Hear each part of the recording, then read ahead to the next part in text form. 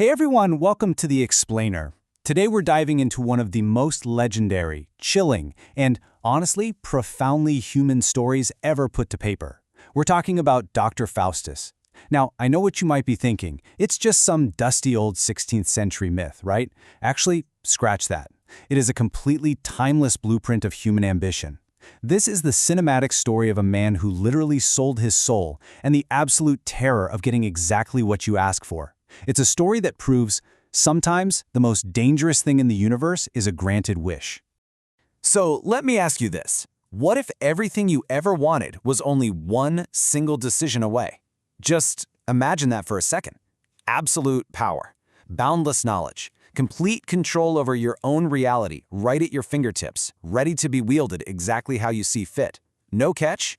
Well, seemingly no catch.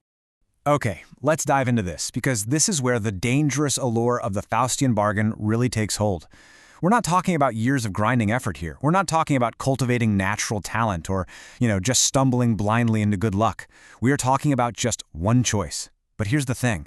Every story that promises an instant shortcut to our deepest, darkest desires hides one terrifying rule. If you gain everything, you inevitably lose something you can never, ever get back. And Faustus, well, he didn't quite grasp that fundamental law of the universe until the end was already written. To understand exactly how he gets to that point of no return, we really have to start with the burden of absolute knowledge. And it's absolutely crucial we frame Faustus correctly here. He is not a failure. He's not some tragic underdog desperate for a win. No, he's a brilliant scholar, a certified genius who has literally reached the peak of human learning. He's read every book, debated every great mind, and basically conquered every academic mountain there is. Just look at the sheer scale of his intellect. Medicine, law, philosophy, theology. He has completely mastered the whole shebang. He is, for sure, the smartest guy in every single room he walks into. People look up to him. They see him as the absolute pinnacle of human capability. But Faustus doesn't feel complete. Instead of feeling free or fulfilled by all this wisdom, he feels completely suffocated. Why? Because no matter how much he studies the physical and spiritual world, there are still these fundamental mysteries of the universe he simply cannot answer. Now, what's really interesting about this is the profound psychological contrast. Think about everyday ignorance, the pain of just not knowing the answers yet. That's a problem you can solve, right? You just need time and study. But then, look at Faustus's reality, limitation, the excruciating pain of knowing that there are unanswerable questions. His vast, unparalleled knowledge didn't create happiness. It created this deep, terrifying dissatisfaction. He hits the hard, unyielding limits of human capability, and that realization, it just begins to eat him alive from the inside out. And that suffocating feeling of limitation, it pushes him right up to the edge. Faustus reaches a definitive breaking point. His curiosity drives him to this incredibly dark conclusion. If human knowledge has limits, well, then he's just going to break them. He decides to cross an invisible, forbidden line, firmly believing he is smart enough to handle whatever is waiting for him on the other side. So he completely turns his back on traditional wisdom and pivots straight toward forbidden magic. And to be clear, we aren't talking about stage illusions or clever little parlor tricks. We're talking about a dark, ancient power that claims to fundamentally reshape reality itself. Notice the dramatic shift in his motivations here. You've got the scholar seeking to merely understand the world, totally transforming into the dark magician obsessively seeking total, absolute control over it. At first, he tells himself it's just intellectual curiosity. But curiosity is never neutral. Every step he takes forward makes the path back home a little bit smaller. Which brings us to the moment of no return, the irreversible deal. Faustus crosses that final boundary and calls out into the void, reaching for something way beyond human understanding. He waits in the dark, and eventually, something answers him. The shadows reach out, and they offer him a contract. 24. I want you to just sit with the heavy, terrifying weight of this number for a second. 24 years. That is the exact amount of time offered to him in this dark contract. I mean, it sounds like an entire lifetime when you're standing at the very beginning of it, with all that power just waiting for you, doesn't it? Let's walk through the absolute, unbending conditions of this deal. First, Faustus gets unlimited power, wealth, and pleasure. Literally, anything his mind can conjure up, he can instantly have. Second, he gets exactly 24 years of time to enjoy it. But the third step, well, that's the catch. The eternal surrender of his soul to darkness the absolute second the clock runs out. And Faustus actually hesitates. Just for a brief, fleeting moment, You see humanity flicker in him, but his overwhelming ambition speaks so much louder than his fear. He agrees. The ink dries, the decision is made, and there's absolutely no returning. So what actually happens when a human being suddenly has everything? We enter the decay of unlimited power. At first, the rush is extraordinary.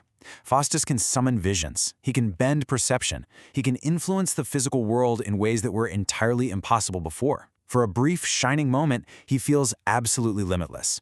But very quickly, something begins to rot beneath the surface. So the crucial point is this devastating psychological truth he discovers. Having everything does not expand happiness. It erases meaning. Let that sink in for a moment. Think about what that actually means. Each new magical experience Faustus has feels shorter. Each manufactured pleasure feels fundamentally weaker. Each victory, because it requires zero effort, just becomes a hollow repetition. The human mind, even with literal reality-bending power at its fingertips, still adapts. He realizes that getting everything you want doesn't make you whole, it just numbs you to the world. And worse, as that deep emotional numbness sets in, he is violently hit with the inevitability of time. Years start to pass. Faustus begins to notice the one fundamental thing he completely ignored when he arrogantly signed that contract. Time doesn't stop. It doesn't slow down. It marches relentlessly forward, completely regardless of his power, his wealth, or his desperate denial. And this brilliantly illustrates his psychological descent as the clock winds down. In year 1, there's limitless joy. He feels like a god walking among ordinary men. But skip to year 10, and it's just hollow repetition. The magic is boring, the desires are exhausted. By year 20, growing dread. The illusions feel utterly empty, replaced by the suffocating, claustrophobic awareness of the end that is rapidly approaching. And finally, year 24, absolute terror. Every passing second, every tick of the clock brings him closer to the final hour. He realizes way too late that he never gained control over time. He merely surrendered to it. Then the final hour arrives. Faustus is no longer the confident, curious, or powerful scholar we met at the beginning. He is utterly terrified. The genius who thought he could outsmart the universe is now paralyzed by the terrifying fear of absolute finality. The end of the road is here, and there is literally nowhere left to hide. In his last, desperate moments, he tries to resist what's coming. He tries to rethink the deal, to miraculously undo the contract, to somehow escape his fate. But there's nothing left to respond to him, because some choices simply do not allow for revision. The ultimate tragedy of his story is right here. He was never forced into this. He chose it. His fate was entirely his own doing. Ultimately, the deepest tragedy of Dr. Faustus isn't just his blind ambition. It's the illusion of control. It's his deeply flawed human belief that absolutely everything, our knowledge, our time, and even our very souls, can be controlled, managed, and bartered away. But some things are not meant to be controlled. They're only meant to be experienced. And once you trade them away, they cannot be undone. So, as we wrap up this explainer, I want to leave you with a final, provocative thought, tying this 16th century myth directly to our modern lives. What are you sacrificing today to control the uncontrollable? Think carefully about the invisible contracts you're signing with your own time and ambition. Thank you so much for joining me today. Keep learning, keep questioning, and as always, tread carefully.